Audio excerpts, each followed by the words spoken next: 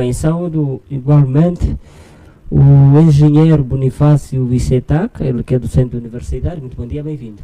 Muito bom dia e aos nossos ouvintes, à Rádio Eclésia e aqui os colegas do painel, e para dizer que para nós é um grande momento. Igualmente saúdo cordialmente o Celestino Quintas, geógrafo e cartógrafo. Muito bom dia, bem-vindo. Muito bom dia, caro jornalista. Dizer que é um privilégio inenarrável estar aqui neste painel e saúdo extensivamente aos meus colegas e todo o auditório a esta hora ligado à Rádio de Confiança. Muito bem.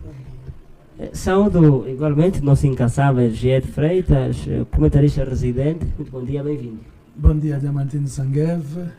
De saudar com respeito o engenheiro Bonifácio Vicetac, um prazer tê-lo de volta.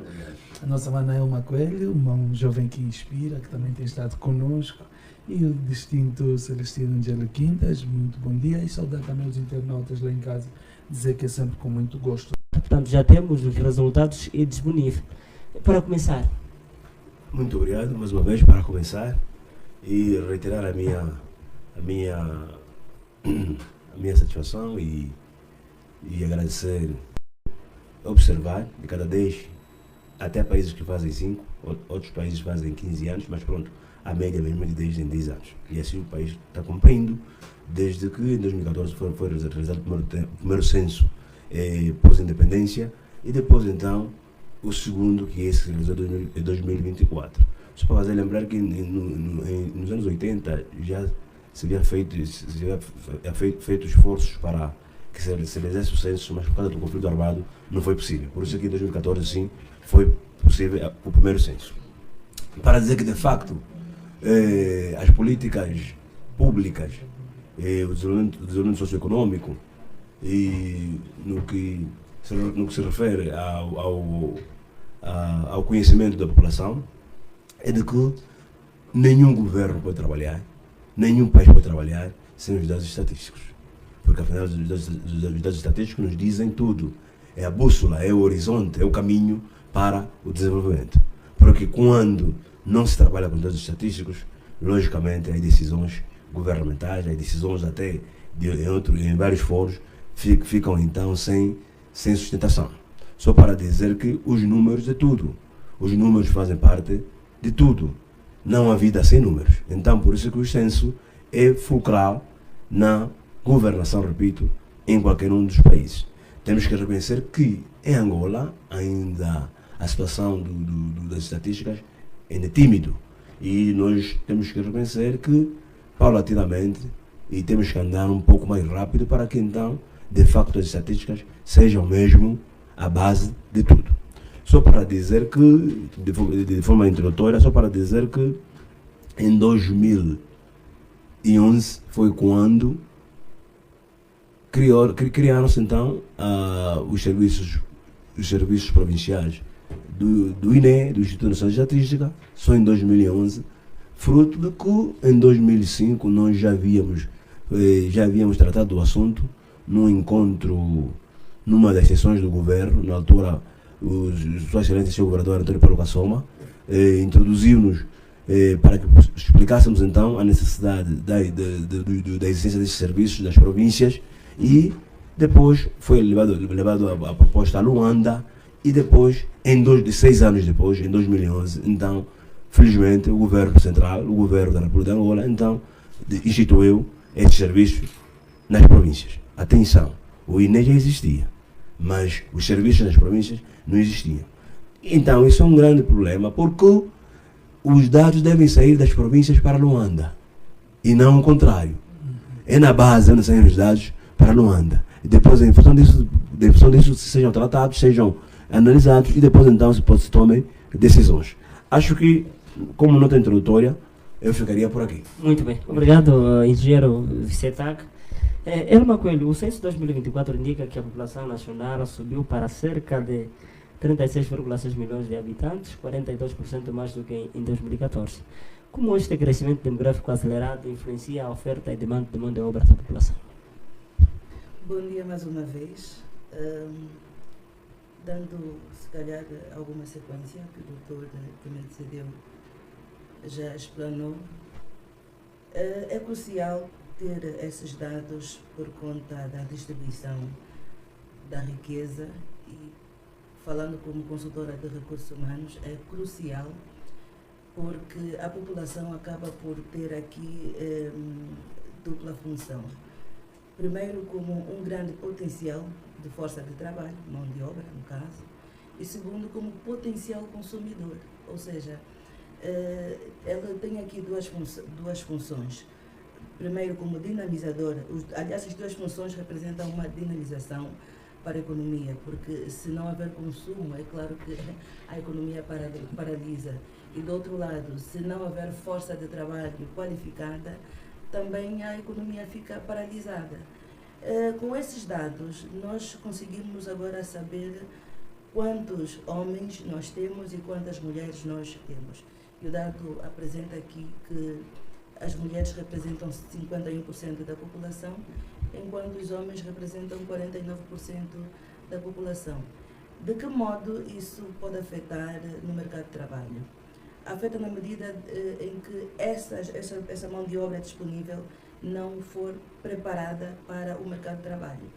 O sistema de ensino em 2014, mediante o censo realizado, demonstrou que havia 2 milhões de habitantes dos 5 aos 18 anos, que representavam, no caso, 22% deste grupo, que estavam fora do sistema de ensino. E já neste censo de 2024, mostra que 4 milhões de habitantes, no caso 34% de habitantes, estão fora do sistema do ensino. E a lei de bases do sistema de ensino em Angola estabelece que o ensino primário e secundário é, na verdade, um sistema gratuito. No entanto, se não houver capacitação dessa mão de obra disponível, vamos aqui concluir que esse investimento com censo foi um investimento sem retorno, porque demonstrou-se que só com despesas esse processo gastou 300 milhões de dólares. Então deve haver retorno desse investimento feito por meio do censo. Imagina que, pelo que foi dito, né, em alguns testemunhos, muitos recenseadores não foram pagos. E outros sim, ou seja, estamos aqui a falar já de facto das falhas que houveram neste censo. Eu, por exemplo, que falo na primeira pessoa, eu não fui notificada. Então não foi recenseada? Eu não fui notificada, mas encontrei na porta da minha casa aquele selo. Como se tivesse... Como se o meu agregado foi contado nesse censo. E olha que nós, da minha casa, nós temos um agregado de 5 pessoas. E já há testemunhos de que muita gente não foi notificada, não foi contabilizada neste censo. Então, essas são uma das margens de erro que ocorreram neste censo. No entanto, com essas falhas, é quase impossível haver políticas eficientes e eficazes no que concerne à capacitação do capital humano, não é? O Ministério que tutela, no caso, a capacitação de jovens ou da população, que é o que eu me apeteça, vai acabar por ter dificuldades naquilo que são as políticas de capacitação do capital humano, porque não se sabe, de facto, quantos de facto nós somos, né, jovens que estão na idade de produzir, na idade de contribuir para a economia do país, e nesse contexto deveria haver maior clareza, maior transparência naquilo que são o número da população, ou por causa da... E olha que outra coisa que eu queria também denotar é a questão da taxa, né, de subcobertura da população, ou dos erros, no caso. A ONU prevê uma falha ou seja, uma taxa de subcobertura de 10%. E neste censo que nós tivemos, a taxa foi de 29%. Uma margem de erro abismal comparando aquilo que a ONU... Por si, são um dos grandes princípios, que é a questão da simultaneidade. Então, mas, do ponto de vista de vantagem, tem uma grande vantagem se olharmos que hoje nós vivemos uma era digital, uma era das novas tecnologias. E esse processo da nova tecnologia naturalmente acompanha a evolução das pessoas, a evolução de todo um conjunto de informações que é recolhida do ponto de vista estatístico. Tem uma grande vantagem também, no sentido de que os dados são, digamos, difíceis de serem perdidos. Ou seja, em qualquer clique nós podemos encontrar a informação, já que ela é totalmente referenciada. E isso, por si só, permite que qualquer um, independentemente da zona, da localidade onde estiver, tenha acesso, tenha um conjunto de informações estatísticas do nosso país, olhando fundamentalmente pelo número de habitantes, né, população absoluta, e por si só permitir alocar ou digamos, projetar um conjunto de planos, de estratégias, quer do ponto de vista de investimento, quer do ponto de vista de acudir certas situações em função das populações que estão totalmente distribuídas, se olharmos pelas distintas províncias que o nosso país tem. Portanto, esta é uma das grandes vantagens do processo de georreferenciação e da era digital, tal como o nosso censo foi realizado, independentemente das falhas, independentemente das dificuldades que nós tivemos, independentemente de vários outros constrangimentos, mas vai permitir essencialmente ter de todo e sem exceção na plenitude um conjunto de informações estatísticas de Angola, de uma forma genérica. Portanto, em esta introdução é essa a minha apreciação relativamente à questão que me foi colocada. Muito obrigado. José de Freitas. Bem, vale aqui dizer, e com toda a integridade intelectual, de que o censo é talvez das ações mais importantes no Estado, porque através dele consegue-se aferir quantos somos, onde estamos, como estamos, e isso ajuda o governo a traçar as políticas públicas para que tenham impacto positivo nas suas comunidades. O censo, de forma genérica, não este censo que a gente fez, e eu começo com essa nota.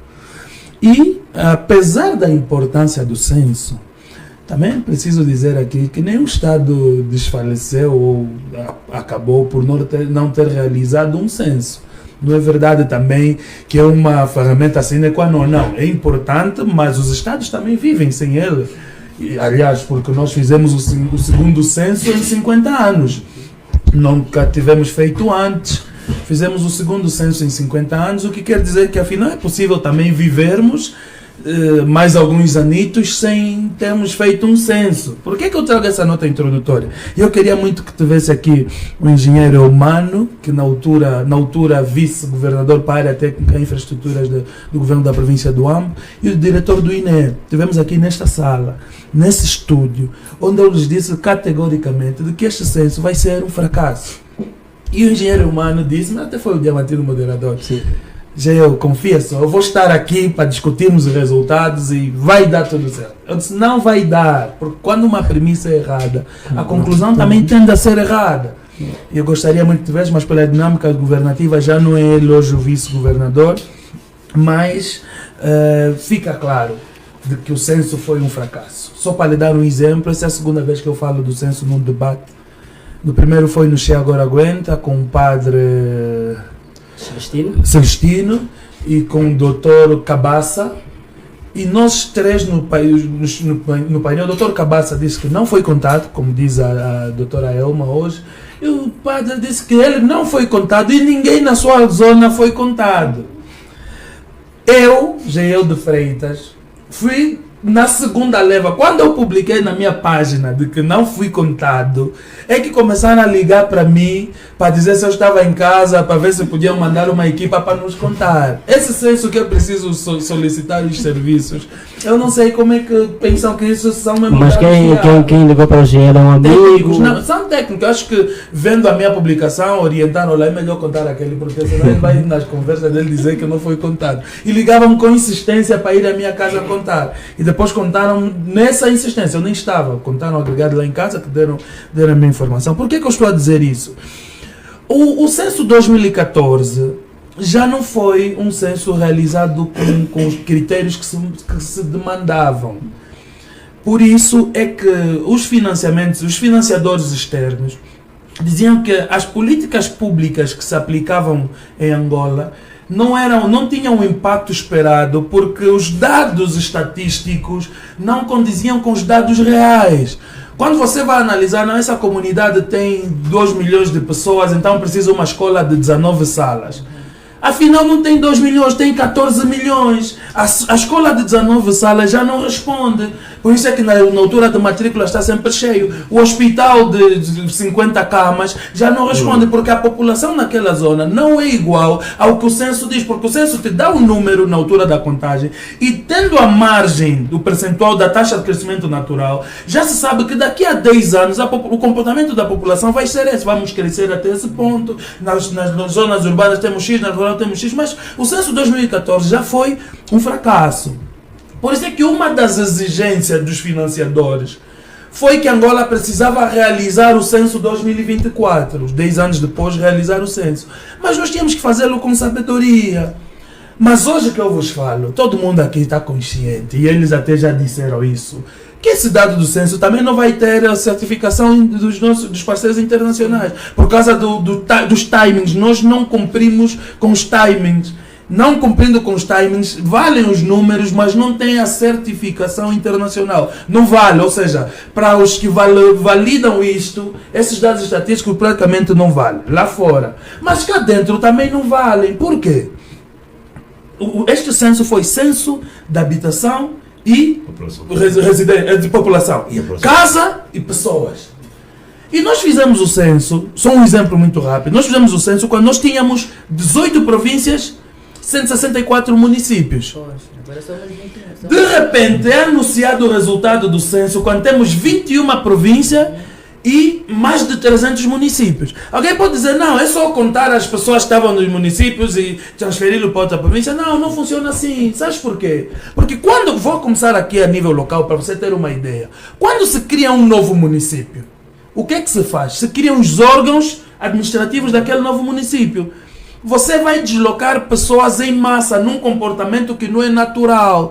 Porque para o novo município vai o administrador, que em regra não é de lá. O administrador vai com a família dele. Vai os vice-administradores, vão com a família dele. Vai o comandante da polícia, vai com a família dele. Vai o diretor municipal da saúde, vai com a família dele. Vai o diretor da educação. Normalmente eles não são de lá. Vão ser deslocados para aquela localidade em função da nova divisão política administrativa. Ou seja, você vai ter vai encher um local que era quase despovoado com mais gente do que aquilo que é o crescimento natural. Já não é o percentual de crescimento natural, porque você forçou a migração interna dessas pessoas. E de outra forma, de onde essas pessoas saem, você esvaziou. Eu tenho amigos, o meu amigo está na Galanga, vice-administrador, foi para lá. Outro meu amigo está no Autuama, diretor da saúde municipal, foi para lá. Vivem lá, fixaram residência.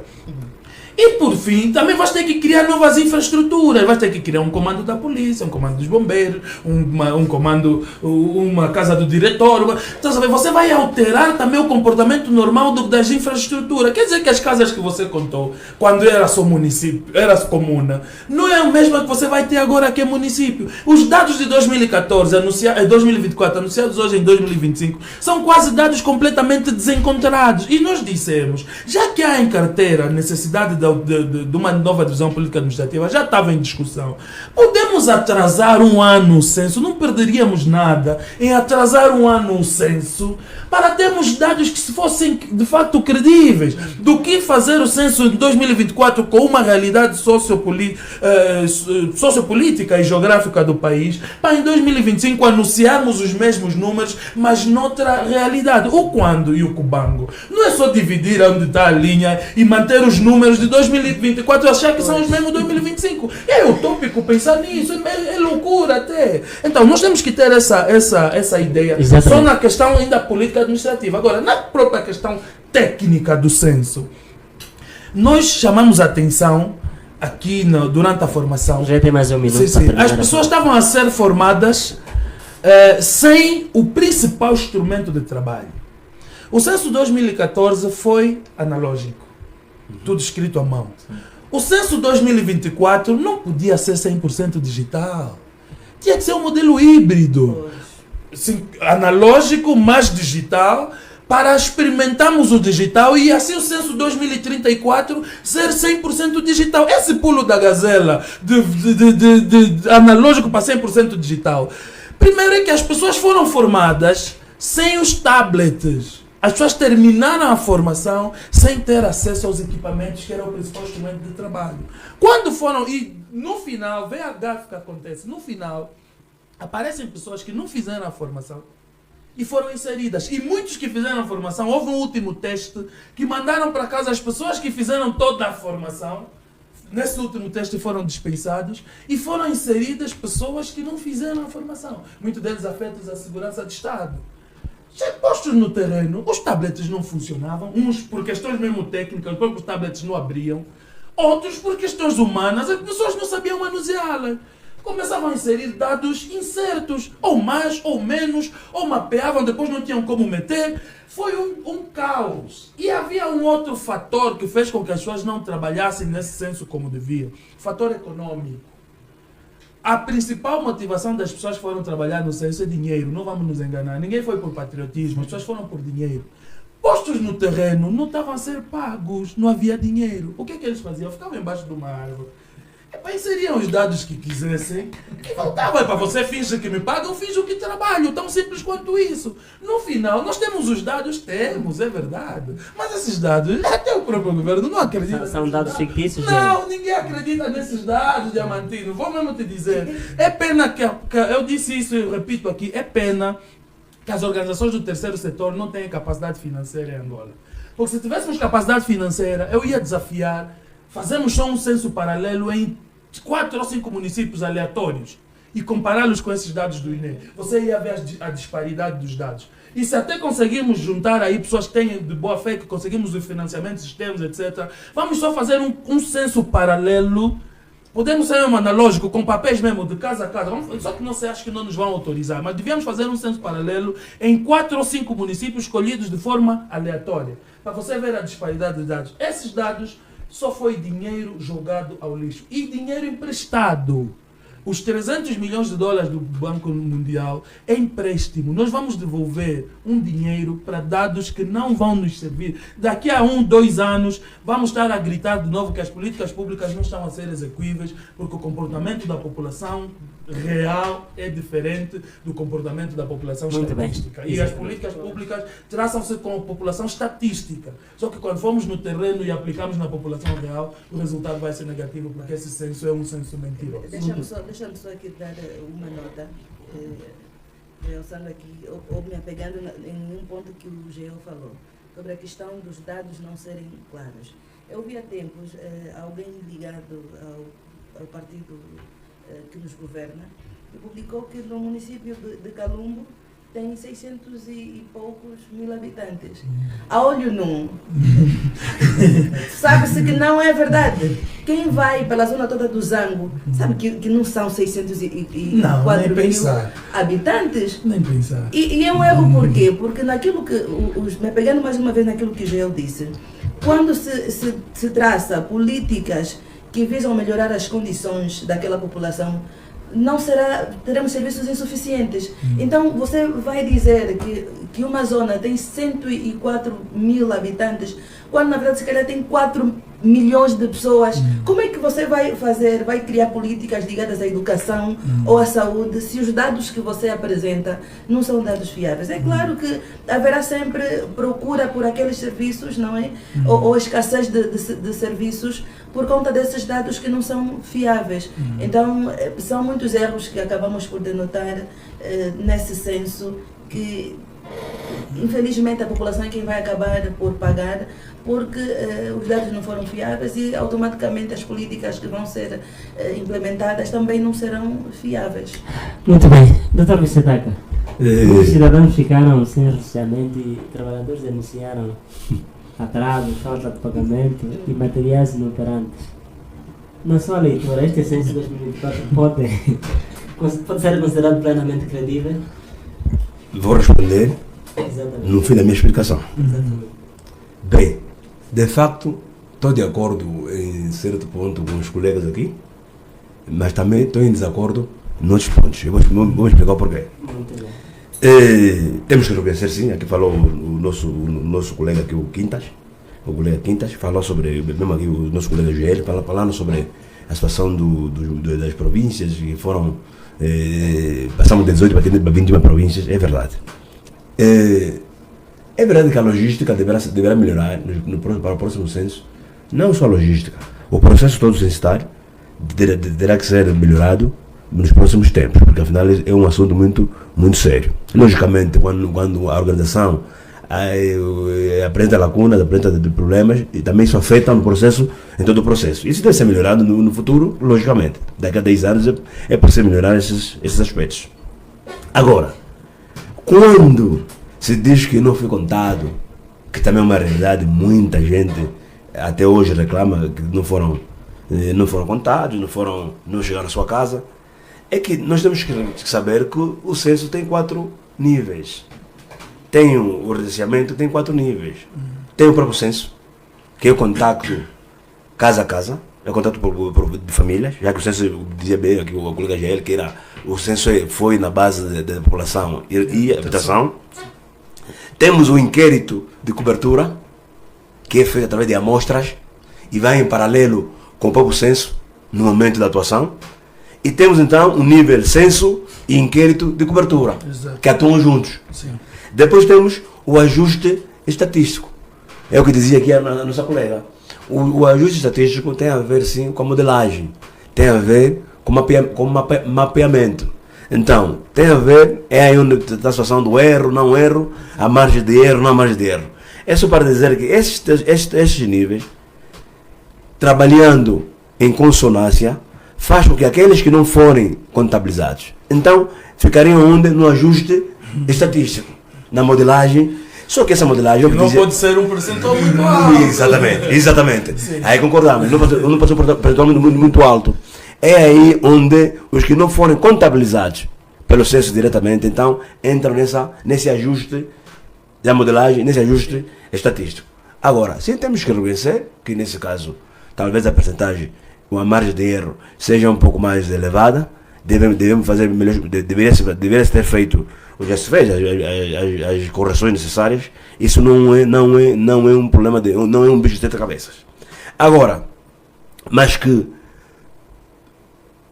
a pergunta que fez aqui o nosso colega o Diamantino, jornalista, mas que sim, os resultados podemos considerá-los credíveis. Por que podemos considerá-los credíveis? Porque esse resultado de 36 milhões, feito a comparação com uma empresa ou com parte das Nações Unidas ou parte do Departamento Americano que tem a ver com as estatísticas, que eles realizam também as projeções de cada 5, 10, 15 anos, já previa-se que em Angola teríamos então um pouco mais de 35 milhões de habitantes em 2025. Já o censo foi em 2024, de 136 milhões. Achamos nós que estamos próximos do resultado das projeções feitas já anteriormente. Não, mas engenheiro, só Sim. uma parte. Essa projeção foi feita com base no resultado de 2014, que eu já disse que não foi um resultado credível. Tendo em conta o resultado de 2014 e a taxa de crescimento natural, é que se previa esse número para 2024. E o INE, obviamente, que não podia fugir dessa janela. Mas realmente em Angola, eu não sei se somos mesmo este número. Infelizmente, não temos dados comparados para trazê-lo, mas tenho muita dúvida que seja de facto esse número mesmo, muito sinceramente. Não, mas estatisticamente é correto. Não fugiu daquilo que era o comportamento. Exatamente. Mas neste caso, por isso que eu digo que neste caso, o trabalho não para por aqui. Vamos continuar, as instituições afins devem continuar a trabalhar no sentido de que possamos então indo comprovando, indo tendo em conta o número exato de pessoas que residem ou que habitam em Angola. Mas isso é possível fazer como? Através da administração pública. É possível continuar a fazer esse trabalho, porque isso não para por aqui. O censo não para por aqui. O trabalho contabilístico não para por aqui. Vamos continuar a fazer esse trabalho, porque até é o que dissemos no princípio. Sem esses dados reais, sem esses dados estatísticos, nós não temos como funcionar cabalmente. Engenheiro, você está apresentando aqui uma narrativa bipolar. Sim. De um lado concorda, do outro não. Não. Eu dizia que de um lado, de um lado concordo com vários aspectos, do outro lado não. Sabe por que eu digo isso? Agora vou dizer o porquê. Os dados que se referem à habitação são reais. Houve um crescimento no problema da habitação. Ou aqui o colega GL, não sei se também não concorda com esse aspecto. Ou aqui se publicou a situação dos estudantes ou dos alunos que estão fora do sistema de ensino, que de 2 passou para 4 milhões. São dados palpáveis. Também publicou-se aqui a situação da distribuição de água canalizada nas residências, que também houve um aumento. A energia pública para a população também houve um aumento. São esses dados que nos dizem que afinal o censo, nem tudo o que estamos a dizer que não são dados fiáveis. Tem aqui áreas, tem aqui dados que sim, são reais. Estamos de acordo que o número de alunos que estão fora do sistema de ensino aumentou. Estamos de acordo. Estamos de acordo que as unidades sanitárias na saúde, que o problema da mortalidade diminuiu, não na vertente que nós queremos, mas houve uma diminuição. O senhor GL é da saúde. Estamos de acordo. Então, tudo está mal. O censo está mal? Não. Eu aqui vejo aspectos que sim, são positivos. Pronto, engenheiro, a minha questão é a seguinte. Sim. Apresentou uma narrativa bipolar. Sim. Pronto, com estas dúvidas de resultados, porque há indivíduos a denunciar que não foram recenseados. Então, com estas dúvidas, quais são as consequências que Angola poderá viver, portanto, olhando para a educação, a saúde e outros setores, portanto, nos próximos 10 anos, se não temos um número, portanto, aproximado da população que temos, será que as políticas poderão atingir as comunidades? Não, sim. Não, com essas lacunas, teremos, portanto, políticas reais para com as comunidades? Não, amigo Diamantino, é o que dissemos aqui.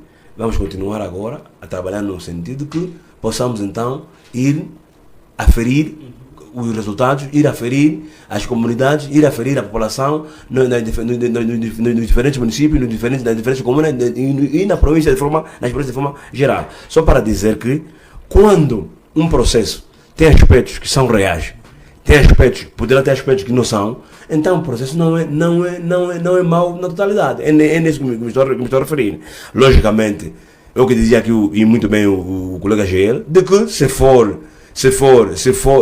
não aferirmos bem os resultados, o que vai suceder? Vai construir uma escola onde tem pouca gente, com mais salas, e depois vai construir outra escola, ou haverá escola, menos salas, onde tem muita gente. Então, nesse caso, eu acho que aqui mesmo a medida é continuarmos com as instituições públicas que existem para o efeito, continuarmos a contabilizar, continuamos a atualizar os dados reais da população ou das populações nas diferentes zonas. Agora, a situação das 21 províncias que foi debatido, não, acho que isso não afeta muito. Não afeta muito. Por que digo que não afeta muito? Por que digo que não afeta muito? As localidades estão aí. As pessoas estão lá. As pessoas estão lá. Agora, a mobilidade que o colega Jair se referiu, de que estão em funções, levam as famílias, mas isso não é tão representativo. Não é tão representativo. número de família, número de famílias, por causa das funções dos seus progenitores. Então, mas isso não é tão representativo, que faça com que altere na totalidade o número de pessoas naquelas localidades. Eu acho que isso não é tão representativo. Muito bem. Muito bem. Celestino Guindas, aqui um outro ponto. A urbanização acelera. Mais de 23,9 milhões de angolanos vivem agora em áreas urbanas. Portanto, que tipo de planeamento e intervenções técnicas consideram urgentes para acompanhar este ritmo da urbanização? Portanto, com estas lacunas que o processo apresenta, há credibilidade em estes dados, portanto, quer da urbanização, do aumento gradual da população e outros dados aqui apresentados, sobretudo as idades e o relatório, portanto, a comparação entre o censo de 2024 e 2014? Olha, é uma pergunta pertinente, mas relativamente a isso, eu quero, assim, de forma muito rápida, fazer referência aqui àquilo que o Dr. Bonifácio faz referência relativamente às fases.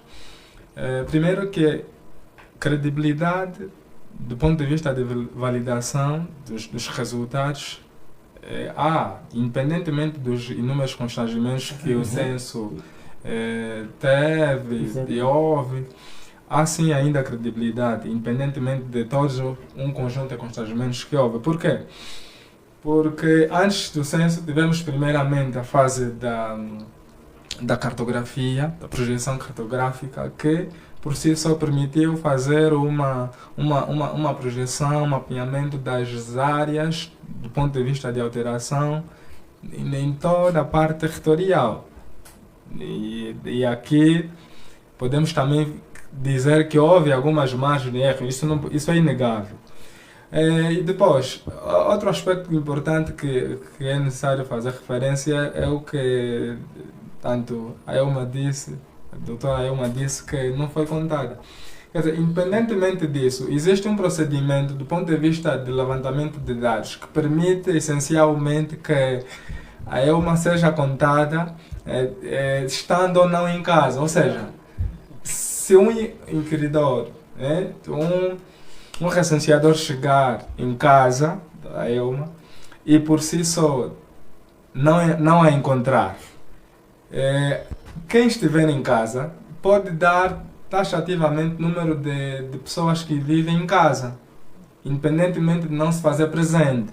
Então isso aqui é um aspecto que precisa ser referenciado. Mas que não tinha ninguém em Não, casa. Não tinha ninguém? contar um indivíduo. São aquele casas que não É um foram agregado habitadas. todo que não foi contado. Ninguém Não é uma em pessoa, casa, um agregado. nem a vizinhança. Eu disse a questão do padre. O padre Só disse nem ele, Certo. nem a sua vizinhança, para dizer que não, o vizinho deu os dados da casa ao lado. Vou dar um Nem a exemplo. vizinhança. Normalmente, os meus vizinhos, eu vivo num edifício onde tem 4 apartamentos. Certo. Todo mundo sai para trabalhar. Nós assustamos quando regressamos do trabalho no final do dia. Encontramos os selos. Ficamos a nos questionar, foste contado? Epá, eu não estava aqui. Epá. E em cada apartamento vivem mais ou menos 5 ou 6 pessoas. Exatamente, é um Exatamente. problema. Aí entra a taxa de cobertura, né? Sim. Mas a taxa de cobertura que a ONU prevê é de até 10%. Aí está Certo. A nossa taxa Sim. passou de 29%. Sim. São essas margens de erros que é mesmo erro de palmatória. Exato. Nós estamos aqui a Houve discutir. sim, Sim. desculpe só interrompê-la. Houve, portanto, antes do censo, houve uma fase de Mapeamento. cartografia, de mapeamento, que permitiu contar as residências, independentemente das pessoas não se Estarem fazerem aí, presentes ou não. Exatamente. Então, no momento censitário, os recenseadores tinham naturalmente a obrigatoriedade, o imperativo de se fazer presente O contato. na sua casa, o contato Sim. físico. Mas, Mapeamento por conta outro bem. lado, o mapeamento, a projeção cartográfica Exatamente. permitiu que, independentemente, apoiando-se, já que não está, alguns recenseadores por conta de outros fatores, pagamento ou não, Isso alguns é verdade. foram simulando Isso é dados, verdade. mas por conta da projeção cartográfica permitiu com que contassem a casa e a vizinhança por si só, aqueles que não se fizeram presentes, Exatamente. dá-se um número Exatamente. taxativo Mas aí aproximado. dá uma margem de erro muito Não, grande. por exemplo. Isso é que eu estava dizendo, não é assim que se faz senso. Mas pronto. Pronto, vamos Isso é imaginar adivinhar. que nós estamos numa localidade e temos X residências. e a maior parte daquela população, 80%, não se fazem presente, foram as lavras. Estamos a falar das comunidades rurais.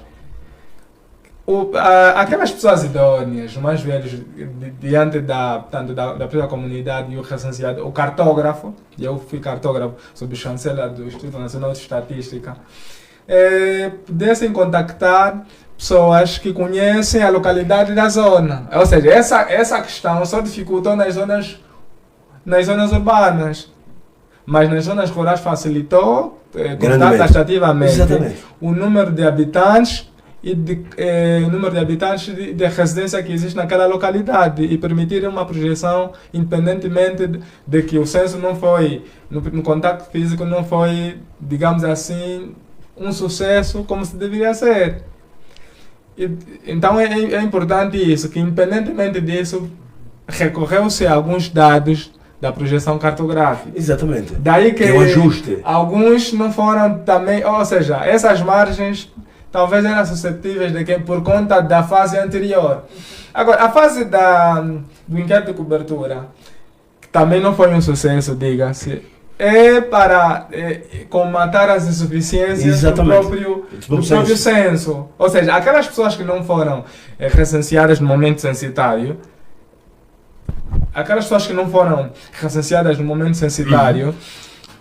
os recenseadores passaram novamente, principalmente naquelas comunidades rurais e não só, dar algum subsídio relativamente ao pessoal daquela circunscrição. Por isso, podemos levantar ou atribuir nomes independentemente das margens de erro, mas o censo tem sim validação. Por quê? Porque, primeiro, é um imperativo categórico por conta da ONU, das Organizações das Nações Unidas, para permitir que os governos tenham por si só um número taxativo do crescimento populacional e por si só terem a capacidade de estabelecer políticas e materializá-las para o bem das comunidades. Agora, e diretamente na questão que me colocou, olhando pelos dados que nós temos acesso do censo, houve um crescimento exponencial, quase o dobro da população urbana, ou seja, da população urbana.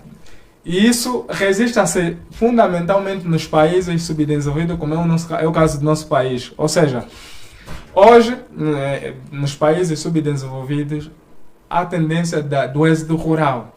Isso, em função das projeções que se faz, há pessoas a saírem das zonas que é o êxodo rural, saírem do campo para as cidades, no sentido de procurar as melhores condições de vida. Então,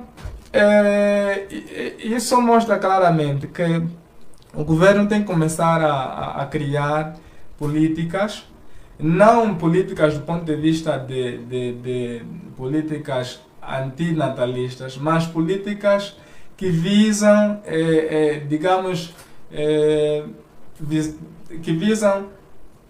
fazer com que a população por si só tenha as condições mínimas e básicas, porque o nosso país tem recursos suficientes.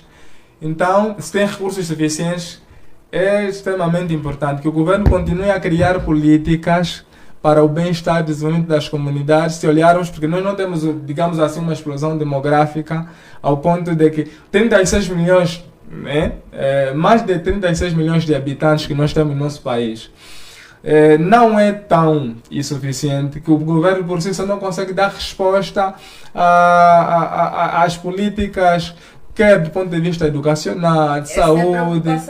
Diga? A maior preocupação é essa, é o que vai se fazer com estes dados depois. Não é o número, ou seja, a população, se são 36 milhões de habitantes, ok, temos esses dados. Exato. E depois o que será feito com isso? Imagina que dentro dessa população, dentro desse número, há uma taxa elevada de analfabetismo. Exatamente. Ou seja, 4 milhões e 500 habitantes dentro desse número são analfabetos. A questão aqui são as prioridades que o próprio Estado tem para canalizar, ou seja, para gerir essas pessoas. Imagina que estão prioridades. Certo. Num país onde 4 milhões e 500 pessoas são analfabetas, como é que você vai achar, imagina, prioritário, pagar um jogo de 12 milhões, onde você vai pagar 12 milhões, em vez de investir esse valor, por exemplo, para projetos eficientes de alfabetização? Mas, então são as prioridades que o próprio governo tem. não, doutora, há um dado que não está bem claro. É assim, 4 milhões é de analfabetos ou então 4 milhões é o número de crianças fora do sistema de ensino? Dos crianças fora de ensino dos 5 aos 18 anos. Mas é assim. Aí vamos concordar. Estamos em desacordo. É assim. Nós temos, que fica bem claro, tínhamos em 2014 53% de pessoas alfabetizadas. Em 2024, 10 anos depois, estamos numa franja de 63% de pessoas aqui, nesse caso, alfabetizadas. Foi crescendo o número de pessoas alfabetizadas. O que tem que se fazer aqui agora é continuar a investir, é continuar a trabalhar no sentido de que esse número de crianças fora do sistema de ensino reduza nos próximos 10 anos. Exatamente. Não é isso? Que hoje temos 4 milhões que passe a zero daqui a 10 anos. Mas essas políticas quais são? É de continuidade, é o que estamos a dizer há pouco tempo, e é isso que falou aqui o nosso comentador, o colega G, de que é aplicar bem a proporcionalidade nas localidades. Onde tem menos população, deve ter logicamente menos salas. Onde tem mais população, deve ter mais salas. Esse é um dos elementos. A política que Angola vive, portanto, nesses 10 anos, portanto, poderá garantir ou dar uma satisfação nos próximos tempos, portanto, ou esta dúvida não vai perpetuar, portanto, a invisibilidade, portanto, das pessoas vulneráveis que dependem desses dados para questões sociais. Não deve perpetuar, não deve continuar. Por que não deve continuar? Porque agora tem a bússola, tem os dados, está aí a bússola. O que você vai fazer agora é melhorar assim as condições. Por exemplo, estou a falar de habitação. Mais um balanço, portanto, o doutor traz, portanto, ao de cima. Dos 10 anos passados, portanto, do censo realizado em 2014 até a data presente, melhoramos, portanto, em alguns aspectos ou ainda pioramos? Melhoramos em alguns aspectos. Eu já disse o doutor tem alguns por mencionar? Sim. Por exemplo, a habitação, que é uma das situações mais candentes no jovem e na população em geral. A situação da habitação melhorou. Claro, quando digo melhorou, não é o ótimo. Não é o ótimo, mas houve um avanço. O desemprego, doutor. O desemprego. Doutor Vicentaga, desculpe só. Boa resposta depois. Desculpe só. Quando digo que houve um avanço. O doutor só tem um minuto porque interferiu. Sim. Do colega quente, sim. Mas deve só mais 30 segundos. Exatamente. Vamos por timings. Houve avanços em alguns aspectos. E deverá haver avanços em outros aspectos dos próximos 10 anos. Dei um exemplo de habitação. É verdade que não é o ótimo, mas houve algum avanço. Disse o caso da energia, da distribuição de energia elétrica. Houve um avanço. Falta. Deu exemplo da água canalizada. Houve um avanço. Também falta. Quer dizer, que são áreas que nós temos que reconhecer que houveram avanços. O emprego. Já para terminar esse minuto. Exato. O emprego é um grande desafio. Realmente temos que reconhecer que é um grande desafio. Mas aqui o problema é trazer agora o emprego informal para formal. É trazer agora boa parte do pessoal que está no informal para o formal. É assim que as economias funcionam. Muito obrigado, engenheiro Vicentaga. Vamos, exatamente. É mesmo para terminar, portanto, Celestino Quinta tem mais 40 segundos para terminar a sua vontade. Exatamente. É mesmo para terminar. Exatamente. Como eu estava a fazer referência, repare que o crescimento, essa projeção do crescimento da população angolana é algo que já se previu há sensivelmente anos. Estamos aqui a falar no século XVIII, Matos, através da teoria matusiana, portanto, ele dizia que a população ia crescer a um ritmo a duplicar, geométrico, enquanto que os recursos ia crescer de forma aritmética, numa projeção aritmética. E essa tendência, embora houve limitações claramente, essa tendência é o que ultimamente se registra nos países subdesenvolvidos, como é o caso, ou em vias de desenvolvimento, como é o caso do nosso país. Ou seja, as políticas nesse contexto, com o aumento do crescimento da população urbana, devem estar voltadas essencialmente eu diria a vontade, porque nós temos recursos suficientes para dar resposta, a vontade de colocar o cidadão no centro das políticas públicas de governação e, sobretudo, vermos, olhar para estes dados da projeção de que a população cresce a um ritmo sensivelmente 10 milhões de habitantes, a projeção é essa, 10 milhões de habitantes no intervalo de 10 anos, ou mais, com as margens de erros, naturalmente. E a partir daí é que nós estamos a criar até políticas, Dr. Vicetaca, mas essas políticas não acompanham o ritmo do crescimento populacional.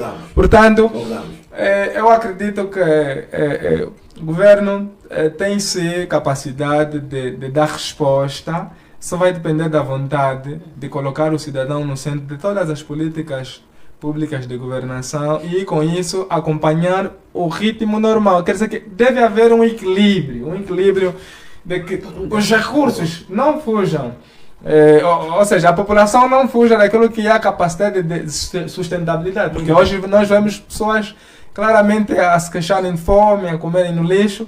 Isso não seria suposto olharmos pela quantidade de recursos que nós temos e rios de dinheiro que nós temos estado a gastar. Muito obrigado, muito obrigado. Então, doutora Irma, a pobreza multidimensional afeta mais de... Fala assim nessa... Não, vai entrar sim. É só para complementar, exatamente. É só para complementar, falando um ponto, exatamente. É mesmo para complementar, é para um tempo curto. A pobreza dimensional afeta mais de 50% dos angolanos, dados do INE e Banco Mundial.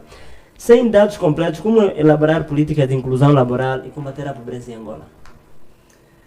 Bem, esses dados, na verdade, são importantes para que se faça políticas voltadas ao mercado de trabalho. Uma preocupação, por acaso, que eu tenho é a taxa de desemprego que o censo de 2024 apresentou, que é de 31%. Eu acho que é um número elevado, porque por conta desse número, temos visto agora muita gente a deixar o país para ir procurar oportunidades no mercado de trabalho na Europa. E acaba por ser desvantajoso para o próprio país. Estamos a perder capital humano que, em vez de estarem a contribuir para o crescimento e desenvolvimento do país, estão a dinamizar as economias da Europa. Então, nesse momento, o doutor falou aqui que a preocupação é fazer o negócio informal se tornar formal. Só que nessa altura, com políticas de empregabilidade pouco eficientes, não tem como a população ou muitos jovens recorrerem ao negócio informal para sobreviverem. A questão aqui é que cada um aqui está à procura de formas de sobreviver num mercado de trabalho agressivo e com poucas oportunidades ou políticas eficientes empregatícias.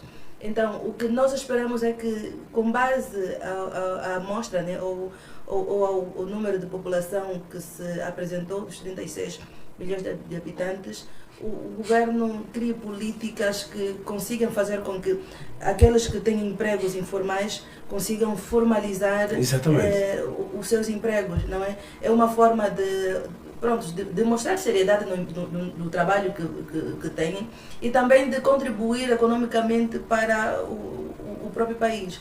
Porque sem a formalização desses empregos ou negócios, vamos ter muita fuga ao fisco e aquilo que poderia ser uma receita para o próprio Estado vai acabar por ser um valor omisso ao próprio Estado.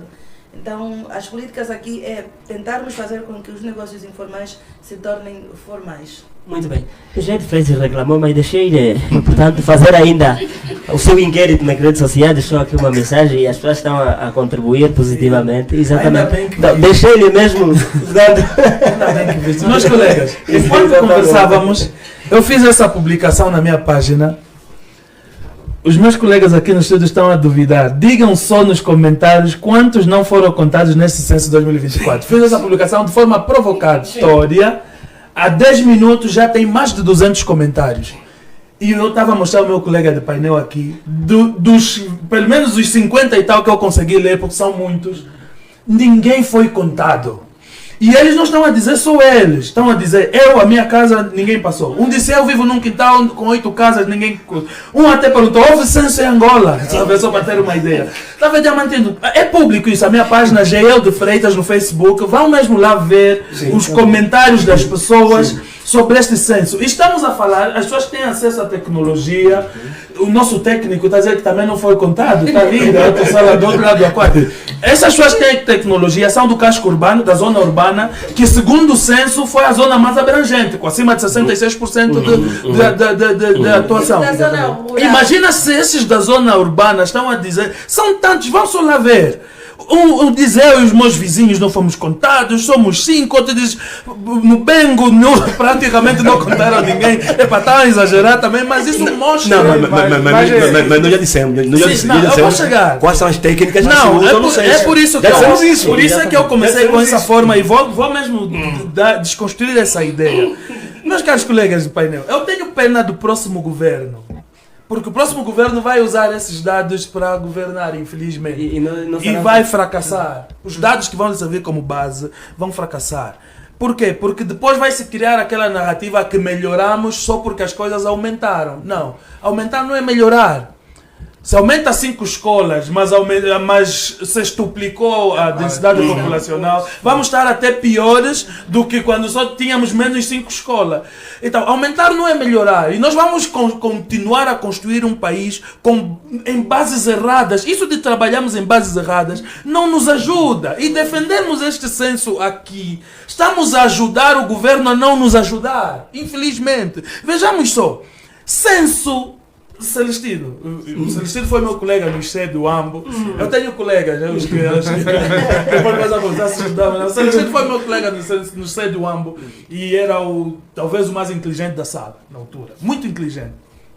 E o Celestino sabe muito bem que censo não é adivinhar. Censo é contar. Estatística é mesmo números exatos, com margens de erros, etc. Mas é contar mesmo. Se eu conto as casas e depois calculo que por cada casa deve ter 5 pessoas, isso não é censo. Isso nós, os amadores, é que fazemos. Essa estimativa nós podemos fazer. Por isso, o que o INE fez, na minha perspectiva, foi estimar. Epa, tudo bem que o resultado diz que estima-se que a população angolana seja de X, mas essa estimativa deve ser baseada em números reais, obviamente, tendo em conta as margens de erro e o crescimento natural. Nunca se diz o número exato. Exatamente. Mas quando você não tem a base real, o nosso problema não é a estimativa da população, é que a base em si não é real. O que o INE trouxe, até a olho nu, qualquer um podia trazer. Eu, se me dessem os dados de 2014 e me perguntassem qual é a população hoje, eu diria, aliás, nos debates anteriores ao resultado do censo, eu já disse que nós somos cerca de 35 milhões. Entre 35 a 40 milhões de habitantes. É o número que qualquer cidadão traz. O INE não trouxe algo que nos surpreendeu. Por isso é que eu não acredito, e aqui para contar isso, veja só. E quando eu estava com o Dr. Cabaça disse-me, até era melhor que as administrações contassem, e o engenheiro Vessetaca fez essa referência, que os dados devem sair do micro para o macro, não é? Era aferir de células menores e ir passando esses relatórios a células maiores, compilá-los até uma divulgação nacional. Sim, devia ser assim, mas infelizmente o que a gente constatou na prática, eu acho que seria melhor se as administrações contassem e fizessem um relatório interministerial do que fazer um censo com 300 milhões e temos esse número. 4 milhões de crianças fora do sistema de ensino. Antes do censo,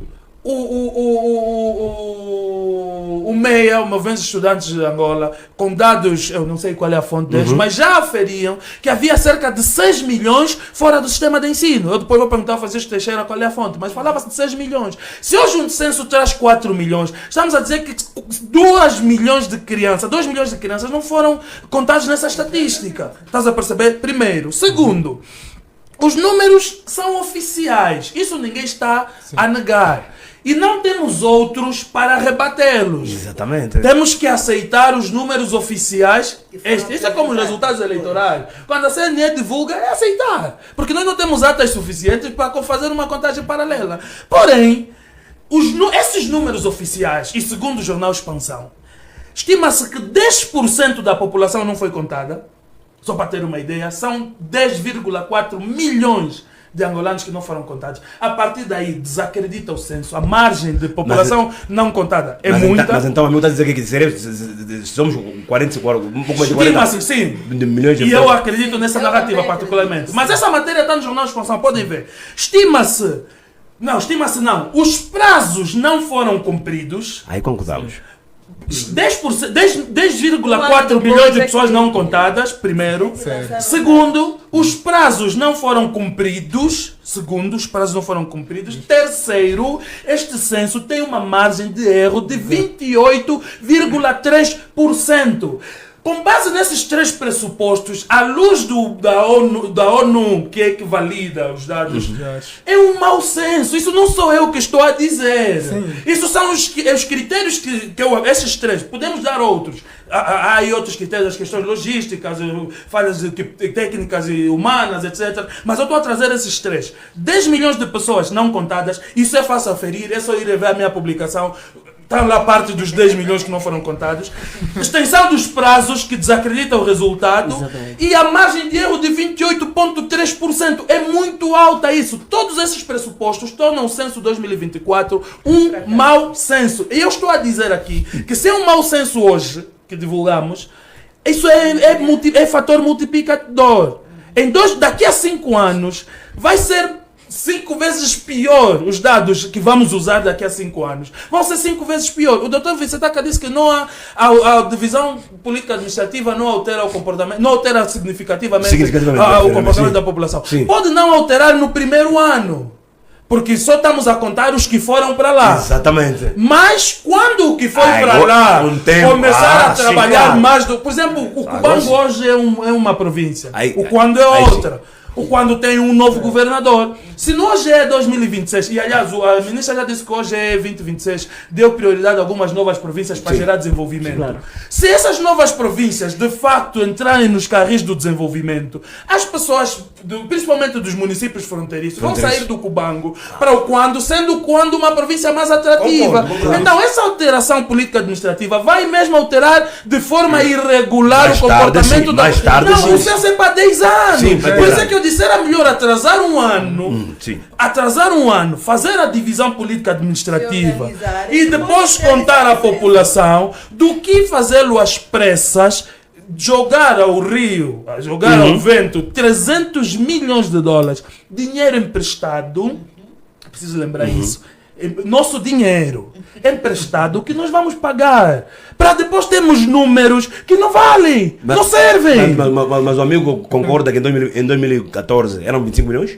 Não, eu já disse que o 2014 já foi um censo errado. Por isso é que as políticas públicas de 2014 a 2022 não tiveram impacto na população. Se já nos baseamos por isso é que quando o doutor disse que o comportamento percentual era suscetível, chegamos mesmo a esse número. Eu disse sim. Pelo comportamento populacional era suscetível chegar a esse número. Mas a base desse estudo já é um estudo errado. 2014 já foi um censo mal feito. Mas ainda assim os números mostram que o censo de 2014 foi melhor feito comparado ao censo de 2024. Eu que assisti os dois processos também posso aferir isso. Por isso é que eu disse no princípio que esse salto da gazela de 100% analógico para 100% digital, isso até foi um pensamento de loucura. Nós devemos fazer um processo transitório entre analógico e digital, para que lá onde o tablet falhar, onde os dados não forem inseridos, no papel a pessoa põe e depois apresenta os dois relatores. Apresenta o relatório em ficheiro e pelo digital, mas tem também um relatório comparado nos papéis conforme se fez em 2014. Por que queremos só marcar passos maiores do que a perna para depois multiplicarmos por zero todo esse tempo perdido, dinheiro perdido, frustração criada? As pessoas estão frustradas. Vejam os comentários na minha página. Estão frustrados os técnicos que não lhes pagaram. Estou frustrado eu que gastaram meu dinheiro, porque esse dinheiro é meu. Podíamos ter investido noutra coisa. Podíamos ter investido nas autarquias. Eu preferia que metessem isso nas infraestrutura autárquica do que 300 milhões nessa brincadeira. E estão frustradas as pessoas que estavam a esperar ser contadas e não foram. Por isso é que nós dissemos no princípio que deverá, dentro de 10 anos próximos, deverá que vamos fazer um censo de verdade. Melhorarmos tudo. Melhorarmos todo o processo. Melhorarmos todo o processo. A logística e também a colocação de pessoas que percebam das coisas nas áreas. Isso tem que ser assim. Mas esse censo, as queixas começaram logo na seleção dos candidatos, no processo de formação. Você viu aquela vergonha que passaram os nossos filhos a lutarem por causa de comida do tempo de formação? Eu digo sempre, quando uma premissa é errada, a conclusão tende a ser errada. O processo desse censo começou mesmo mal. E quando fomos no ato de abertura, aqui no Centro Cultural, né, o ato foi nacional, mas as províncias tiveram o seu centro de abertura, eu fui convidado, lá estavam. Quando eu ouvi o general Furtado, enquanto coordenador nacional do censo, a falar, e depois o governador provincial do Ambas, Neu Pereira Alfredo, tomou da palavra e disse: estão as condições criadas. Eu no dia seguinte fiz uma mensagem ao governador. Eu disse: não estamos a mentir às pessoas. Estão que condições criadas? Se as pessoas não têm tablet, os tablets começaram a chegar ao 7º dia do processo do censo já aberto. 7 dias depois é que alguns começaram a receber os equipamentos. Não estavam as condições criadas. E isso todo mundo sabe. Nós podemos até politicamente não querer falar para parecermos bem, mas você sabe que as condições não estavam criadas. Mas sabe, eu sei que o engenheiro você está cá, sabe, lá em casa sabe. Então por que fizemos um censo sem condições e depois começamos a atropelar os prazos? Depois tivemos que repetir em algumas zonas, depois tivemos que atropelar o caso, depois tivemos que adivinhar. Ok, tem 500 casas, como as casas? Depois que eu comecei a mas o MPLA usou o censo como... Não, o MPLA não quis ficar mal na imagem a assumir a incompetência nesse processo do censo. Era possível se dizer, vamos parar? Sim. Não, isso não está a andar. Ou adiar mais uma vez, porque prorrogaram. Quando já mandaram para lá, tínhamos uma data de início, que era, o Celestino falou muito bem, era junho, não avançamos. Avançamos em setembro. Sim. Avançamos em setembro, mas avançamos em setembro nas mesmas condições em que estávamos em junho. Não mudou absolutamente nada. Mas eu preferia, como já estávamos, a nova divisão política, a nova divisão política administrativa já estava mesmo aprovada. E dezembro iria entrar. Em janeiro. Não, em janeiro. 1 de janeiro entraria efetivamente. Se já atrasamos de junho para setembro, não haveria mal nenhum se o governo tivesse a humildade de estender de setembro para janeiro e fazemos um processo conforme. Mas faltou a humildade da parte de quem governa. Nesse caso específico, eu acredito que o governo...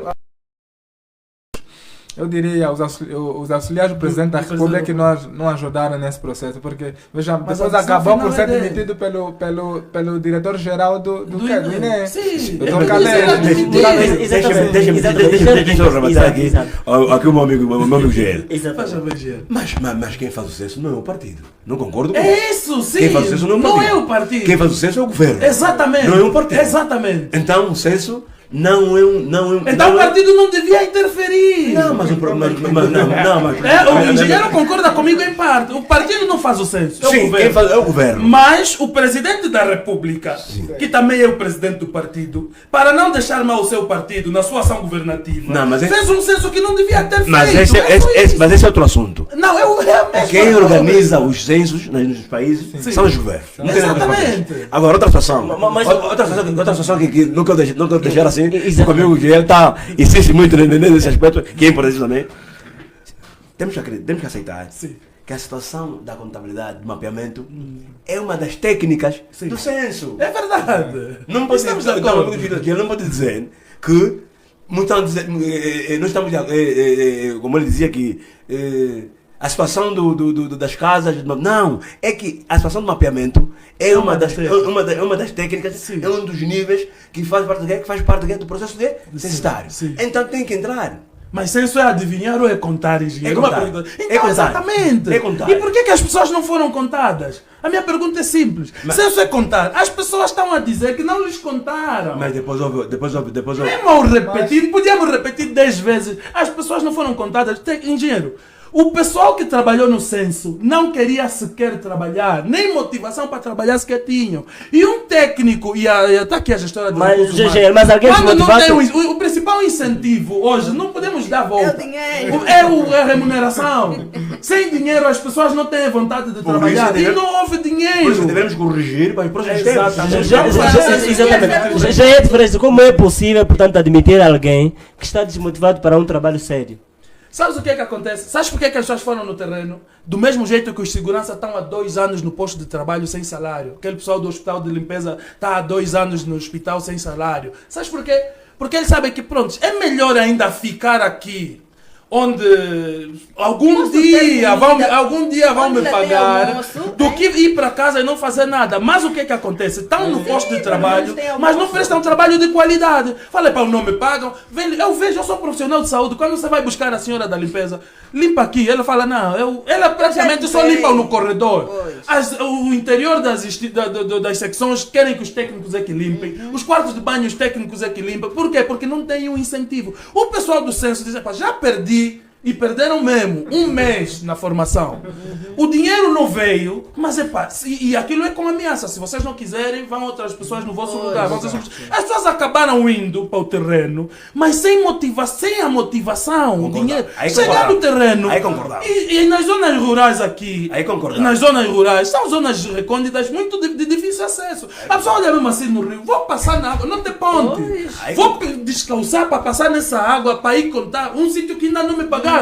Não, vou pausar mesmo aqui, passo o termo, nesse lado da margem, vou inserir os dados, depois volto para casa para mim cortei. É por isso que o censo urbano, a zona urbana é que está a dar alguma credibilidade. E essa tal zona urbana, que os comentários estão ali, as pessoas estão a dizer que não lhes contaram. Mas agora entraram, vê, o mas cenário entraram. da briga que houve entre 2 recenseadores por causa de comida foi por causa de quê? Porque muitos desses que fizeram a sua inscrição para serem recenseadores passam fome. Doutora Então Elba, preferiram sim. basear no Houveram seguinte. brigas. Houve briga por causa de comida. Então preferiram ficar com a premissa de que posso não receber o dinheiro em físico, nem a minha remuneração, Mas vou comer, Pelo menos estarei aí todos os dias, tenho direito ao almoço, porque muitos deles em casa nem sequer almoçam. Doutora, mas é- Então Mas aderiram porque não tinham comida em suas casas. Não tinham comida em casa, então para Pelo não menos ficar só esses em dias eu casa, vou sem comer. comer. Então prefiro ficar pelo menos com um dos pássaros na mão, que é a comida. Mas essas condições vão ser melhoradas nos próximos Vamos fazer Não, censo não, em não, A 2014. partir de Exato. 2014. Exatamente, O exatamente. censo serve para quê também? Para prever. Exato. Então, se em 2014 já cometemos determinados erros, significa que em 2024 não poderemos cometer os mesmos erros. Serve para a previsão e não tivemos essa previsão. Em vez disso, só pioramos em muitos aspectos. Exatamente. Engenheiro Vicentaga, uma pergunta oportuna. Doutor Guedes, por favor. Engenheiro Vicentaga, uma pergunta oportuna. Pronto, este termo melhorar vem desde muito tempo, portanto, desde o início do trabalho Sempre do Presidente da melhorar, tá bom, República, mas- melhorar o que está bem, Epa. o que chama. Portanto, já é a segunda experiência do censo. Portanto, optamos por um meio, portanto, o meio anterior, portanto, a experiência para esse censo não funcionou. E há zonas em que, portanto, não há cobertura de comunicação. Portanto, como é possível garantir, portanto, a transparência do processo em locais onde há dificuldades de comunicação? E como será melhorado? Portanto, o doutor prevê uma melhoria, portanto, depois dos 10 anos. E a realidade da Depois não, ao longo dos 10 anos. Exatamente. Ao longo dos- não é Exatamente. depois, E ao longo. a realidade da população, portanto, que já sofreu, portanto, nesta avaliação dos 10 anos passados e ainda continuará a sofrer. Não, é isso que Exatamente, porque este termo melhorar, quando é que, portanto, teremos uma melhoria exata para que a execução em si está diretamente para os cidadãos? Amigo Diamantino, o melhoramento é um processo. O melhoramento é um processo. Decorre em função dos anos, em função do tempo. Mas também depende da decisão, da boa vontade de quem realmente está a governar. Concordo plenamente. Assim vamos melhorar em 2034. Não, concordo plenamente. Não. Se melhorar. Isso é um processo. Eu já disse que, neste caso, senhores, há uma questão que não estamos a debater. Né? É assim. Nos outros países, aqui o doutor Quinta poderá concordar comigo, nos outros países... Eu também poderei concordar. Sim. Eu também. Nos outros... Os outros países... Aqui, não, o painel concordará comigo. Nos outros países, é o que eu disse no princípio, a base das estatísticas tem que ser funcional. Exatamente. Tem que ser funcional. Sim. Isso começa onde? Na aldeia, Sim. na comuna, no setor, Sim. comuna, Município e a província. Tem que haver pessoas a fazerem estatísticas todos os dias. Nas empresas, os inquéritos, nas empresas, nas administrações. Isso é permanente. Não é recorrer nesses processos quando há acesso, quando há eleições. Exatamente. Um gabinete de estudo do planeamento. Um gabinete de estudo do planeamento. É para Não é isso. só para ver se já tem disponibilidade de verba no sistema Não é só e isso. mandar as coisas. Não. Gabinete de estudo e planeamento é para estudar a população e planejar. Isso é que é o papel do GEP. Hoje temos várias crianças fora do sistema normal de ensino, que não seria praticamente algo que uma tona dominante no nosso país. Ou seja, seria talvez reduzido. Então é necessário, porque outros países, olhando pelo velho continente e nas outras latitudes, já não se faz um censo. Um censo determinado, por exemplo, daqui a 10 anos vão fazer esse censo. Não, é através desses dados, morrem, os que nascem nos hospitais. Por isso é que eu concordo com o que o engenheiro vegetal. Exatamente. Que a questão censitária não é uma questão de cruzarmos os braços de 10 em 10 anos. Estás a perceber? O problema é que nós estamos. Diário. Primeiro é que para já o governo manda fazer censo e depois nem se baseia nos números do tal censo. Por isso é que eu disse no princípio. Instituições de ensino superior, instituições primárias de qualidade, serviços públicos, bancários. tudo isso, serviços bancários, tudo isso é que vai atrair as pessoas. Mas a nossa questão aqui é em função do tema. Exatamente. É que o regime, o governo, perdão, o governo, eu já estou acostumado a tratar pelo regime, o governo faz as coisas mais lá para fora do que para dentro, infelizmente. E esse censo foi feito mais lá para fora do que para dentro, como já é hábito. Porque cá dentro, repito, há nas administrações o REP, não é?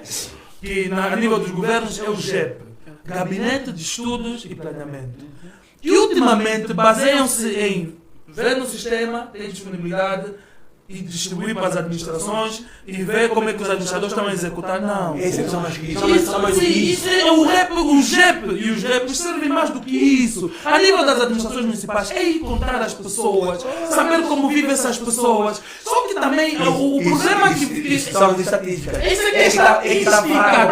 Quando não temos dados, e eu costumo dizer isso sempre nas minhas conversas, que o problema da Angola é que os números que nos são apresentados oficialmente, as pessoas não acreditam. O número de pobres oficiais do governo não é o número de pobres oficiais reais. Estás a perceber? O governo politiza sempre. É que eu disse, o censo não é uma questão do partido político, mas politiza-se excessivamente. Aquilo que devia ser técnico é agora excessivamente politizado. Assumir, por exemplo, eu vou dar um exemplo. Se houvesse estatística, os gestores públicos seriam nomeados e exonerados em função dos dados estatísticos. Qual é o critério para exonerar um governador? Qual é o critério para exonerar um administrador? É a boa vontade política de quem está acima dele. Quando devia ser pegar nos dados estatísticos, ver o grau de execução Estou totalmente... ver o grau de satisfação das pessoas, ver em quanto se envolveu a localidade que aquele gestor público governou. A partir daí, merece uma promoção, merece continuidade ou merece exoneração. Nós não usamos os dados estatísticos. E depois, isso vem em cadeia. Hoje por hoje, eu tenho aqui 2 comentários que eu vou terminar com ele a ler. Ele diz assim que não, nós à rua de Viana que chegávamos, olhávamos para a rua e falávamos, não, aqui deve viver mais ou menos X pessoas. Metíamos nos dados e falávamos. Não, o governo lá em cima finge. que paga. Aqui também não vai fingir que estamos a trabalhar. Tem outro internauta benguela que diz que até agora estão à espera da outra parte do pagamento, que são 48 mil kwanzas, estão à espera até hoje. Cada um finge que paga, um finge que trabalha, e estamos a fingir de fazer país. Isso não é assim que se constrói uma Exatamente. Para aqui uma referência. Relativamente, em relação aos serviços, é necessário que o governo crie serviços aquelas localidades que aparentam e apresentam um índice de crescimento populacional acima da média. Eu dei aqui um exemplo prático da Central do Bailundo, que independentemente de ser maior em relação, por exemplo, a Luambo, a Central do Laçambo, isso permite a questão de reduzir o êxodo rural. Agora, repare, vou fazer uma coisa muito rápida. Vou dizer uma coisa muito rápida. Fazer muito onde tem pouca gente é tão errado como fazer pouco onde tem muita gente. Isso é má gestão. Fazer muito onde tem pouca gente é tão errado como fazer pouco onde tem muita gente. Tem que se ter equilíbrio. Fazer de forma proporcional à densidade populacional e o crescimento dessa população. Para que eu vou fazer um super hospital na Calima para depois as pessoas irem na Calima porque tem hospital grande? Talvez seja uma quantidade. Não, é errado. Para que eu vou fazer muito para depois as pessoas irem lá porque lá tem... A questão não é na quantidade, talvez a questão seja isso, não é na quantidade, mas nos serviços. Repare que nós não temos nenhum aeroporto internacional fora de Luanda. O que acontece? A segunda maior praça, que nós estamos a falar da província da Huila, teria no mínimo, por exemplo, um aeroporto internacional para fazer com que deixamos de luandizar o país, no sentido de criar serviços agora. Essa é a minha perspectiva, não no sentido de que lá tem poucas pessoas, devemos construir mais, não, mas em criar os principais serviços, de tal sorte que aquelas pessoas não se deslocam Doutor Guidas, a pobreza tornou-se parte da vida diária de milhões, mas a gestão do censo mostrou fragilidade operacional. Se até o censo falha, que tanto confiança os cidadãos terão das políticas públicas do Estado, se o censo falha. Aquele elemento que é um mau senso. Já concordamos que se o censo falha,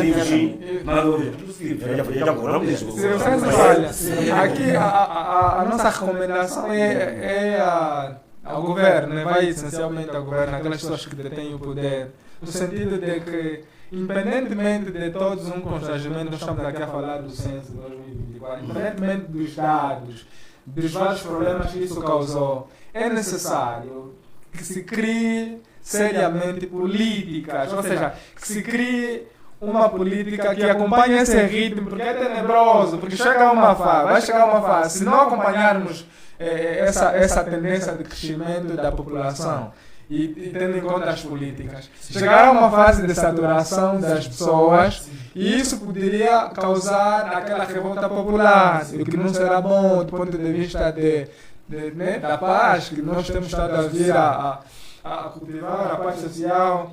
Então é necessário que tenhamos em conta de forma consciente esse ritmo crescente, ou seja, que o governo tenha em conta esse ritmo crescente, porque é perigoso. É perigoso porque a revolta popular pode ser, digamos, um dos grandes calcanhares daqueles, porque na fome, a razão, se costuma dizer que sai pela janela e perde. Então, é necessário que o governo tenha essa atenção consciente desse rápido crescimento.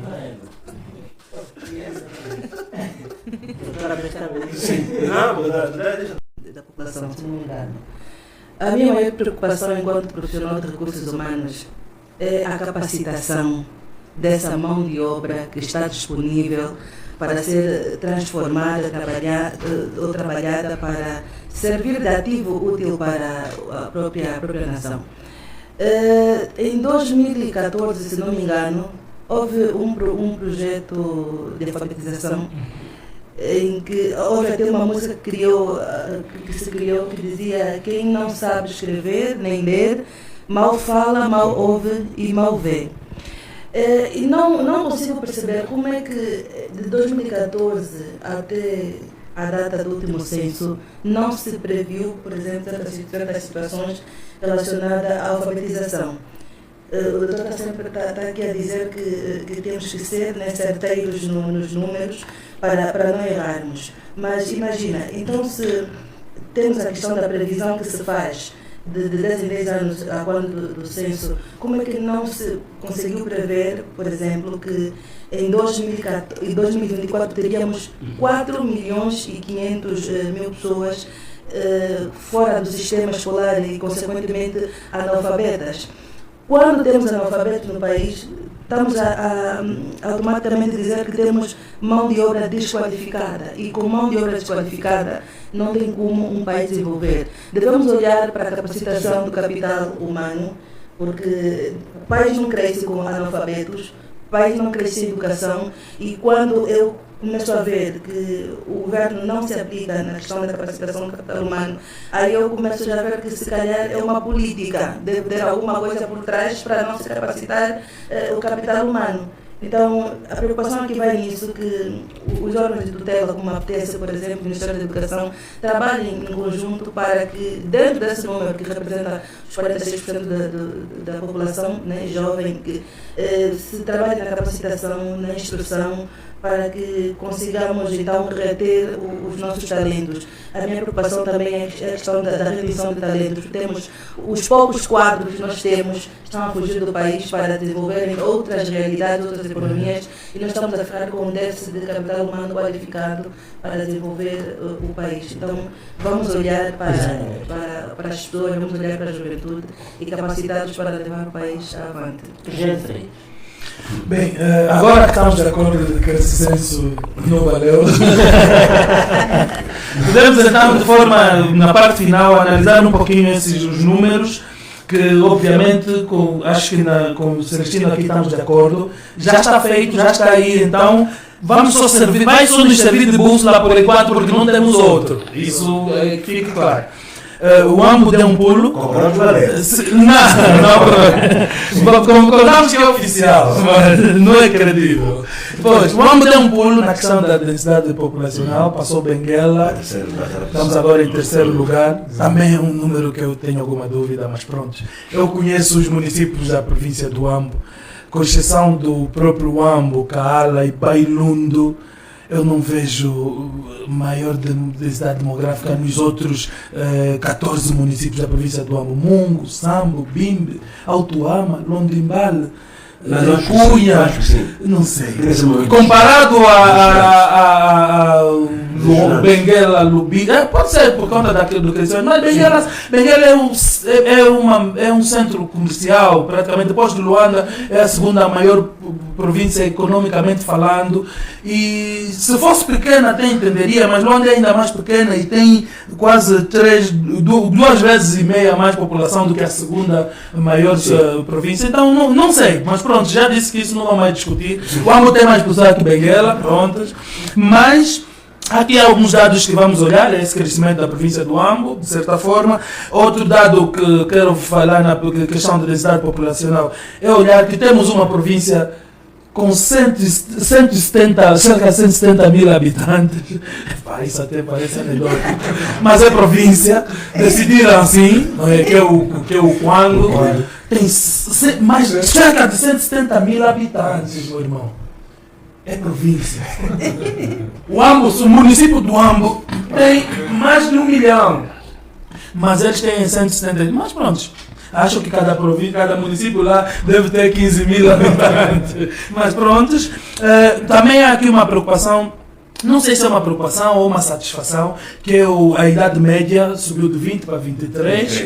O que quer dizer, se a idade média chega a 23, pressupõe-se que as pessoas estão a envelhecer um pouquinho mais. A esperança média de vida, na verdade sim, quando tem muitos velhos, equilíbrio a balança, quer dizer que a esperança média de vida aumentou, perdão.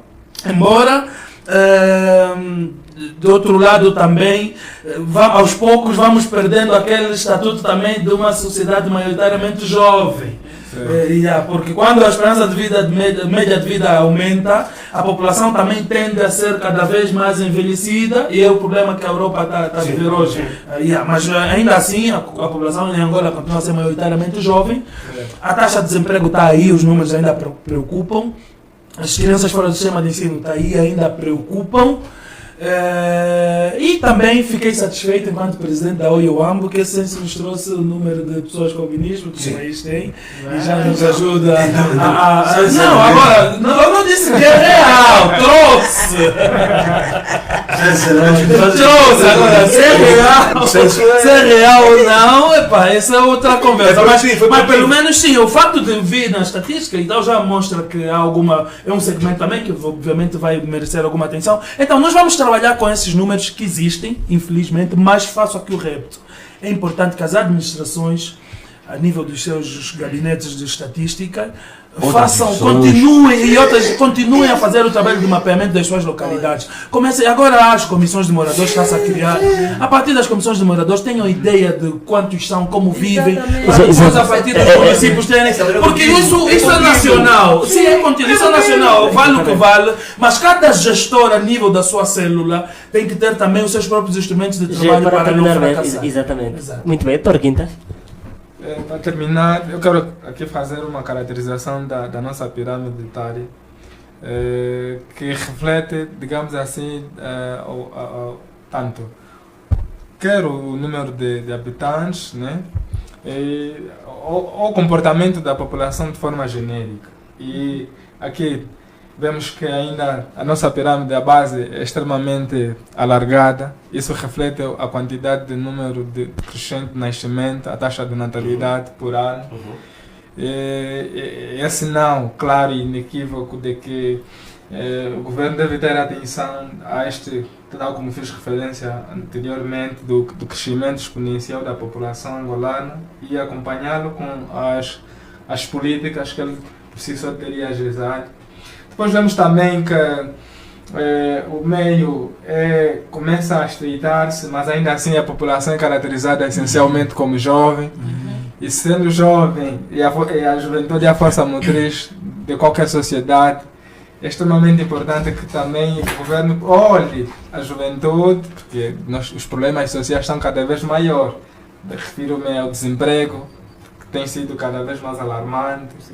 A questão da pobreza, da fome, que são problemas prementes que é preciso não perdê-los de vista e que o governo deve ter muita atenção por conta da característica essencialmente da população angolana. Depois vemos também que a esperança média de vida, independentemente ainda daquelas questões que têm a ver com a saúde, dos serviços médico-medicamentosos, do atendimento dos nossos hospitais, a base é estreita, ou seja, o topo é cada vez mais estreito, mas a esperança média de vida é alta em função de uma pequena evolução, de um pequeno crescimento. Mas é necessário que, independentemente disso, os problemas, a questão da humanização, principalmente nos hospitais, deve ser cada vez mais a tona dominante, de modo que nós continuamos a envelhecer e atingir a esperança média de vida, por exemplo, dos países do primeiro mundo, e assim, por si só, termos um desenvolvimento, um bem-estar e um desenvolvimento sustentável a todos os níveis. Muito bem, muito obrigado, exatamente. Desculpe só, nessa questão é que o AMBO, ou seja, Bailuno perdeu para Kaala, tanto o município com maior crescimento, com maior população total. Exatamente. E tendo em conta a divisão com o município do Bimbi, andou jovens, essa divisão, e a Kaala hoje então vem a seguir após o ano. Exatamente. Acho que é isso. Muito obrigado.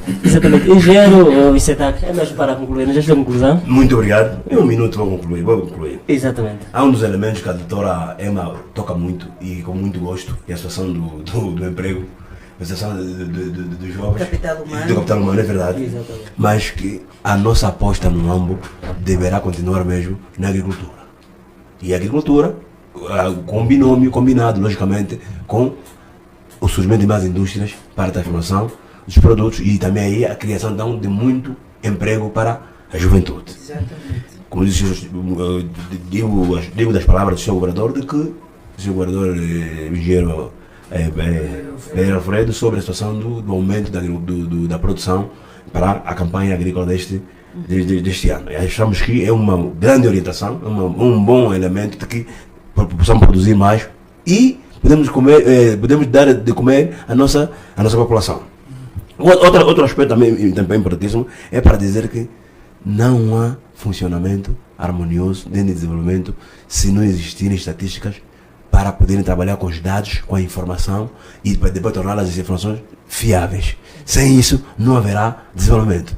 É como buscar uma cozinheira, a melhor cozinheira do Ambo, dizer para faça o fungo para nós, faça para o almoço, mas a fuba tem problema. Então, esse fungo não estará bem. Mesmo sendo ela a melhor cozinheira, esse fungo não estará bem. Sem estatísticas, as políticas não são execuíveis. E a gente não se faz de um ano, não. Faz-se todos os dias. E tem técnicos, e devem ganhar por isso. E dizer que de facto, pessoalmente eu gostei do debate, e esperamos um próximo convite. Estaremos sempre abertos para o efeito. Olha, foi um grande debate e um bom debate. Exatamente. Muito obrigado. Doutora Emma, quando vi o seu nome publicado nas redes sociais, que estaria conosco, senti-me lisonjeado e preparei uma questão. Se tivesse a oportunidade de falar diretamente ao Presidente da República, como mulher que sente na pele o roer das vidas, das mortes dos cidadãos que enfrentam pobreza, fome, desemprego e falta de dignidade, que conselho lhe daria? O que lhe diria para que Angola pudesse finalmente tratar melhor o seu povo? Bem, primeiramente diria ao Presidente da República que educar uma mulher é educar uma sociedade. Eu vou ter que tocar na questão da educação, porque a educação é o meio principal para se transformar uma sociedade. E uma vez que nós somos a maioria da população, significa que se a maioria não for educada ou não tiver as competências necessárias, então o resto acaba por ter problemas maiores. As crianças acabam por não ser educadas, os maridos acabam também, se calhar, por não ser bem orientados. E, ademais, o bom da educação, principalmente para mulheres, é que, sendo educadas, há políticas em que nós podemos participar. Por exemplo, se nós, mulheres, formos educadas ou termos as instruções dentro dos padrões, seremos nós a contribuir, por exemplo, em políticas ligadas à violência doméstica, em políticas ligadas aos direitos da criança. Então, é importante que cada vez mais investimos em mulher ou investamos em mulheres para que ajudemos também ao desenvolvimento do próprio país. Muito obrigado. Termina. Exato, de Freitas. Sim, eu a minha nota final. Segundinhos.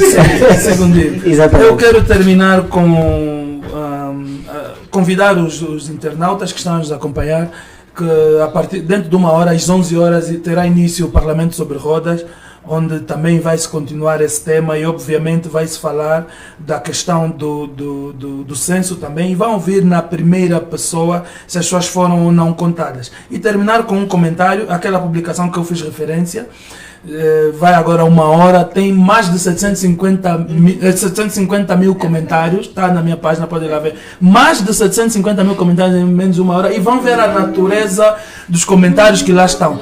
Mais de 13 mil pessoas já reagiram à publicação, e chamou-me a atenção o comentário de Sueli de Melo, que é jornalista, nossa colega jornalista da Rádio Essencial Luanda, que diz assim: na minha casa apareceram no primeiro dia, mas os tablets estavam sem carga. Entraram para carregar, ainda assim não conseguiram mexer nele.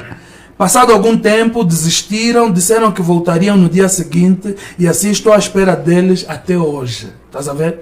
Não tinham carga nos tablets, carregaram na casa do cidadão, não conseguiram mexer nos tablets, disseram que voltariam, até hoje ainda não voltaram. Então é essa a natureza do censo que nós tivemos, infelizmente, e eu vou continuar a insistir nessa tecla, infelizmente foi um mau censo, os dados mostram isso, os números falam, e vamos esperar que consigamos nos ajustar nesses dados estatísticos errados para ver se as políticas públicas tenham algum resultado. O caso contrário, vão ser mais de 10 anos de políticas públicas falhas por conta de um mau censo executado sob o orgulho de quem não quis ou adiar, ou atrasar, ou desistir de um censo que tinha tudo para dar errado. Muito obrigado. Agradecemos por ter aceito ao nosso convite. Dirijo-me a doutora Elma Coelho, o doutor Bonifácio Vicetaca, o doutor Celestino Quintas, igualmente o Jet Freitas, nosso comentarista residente.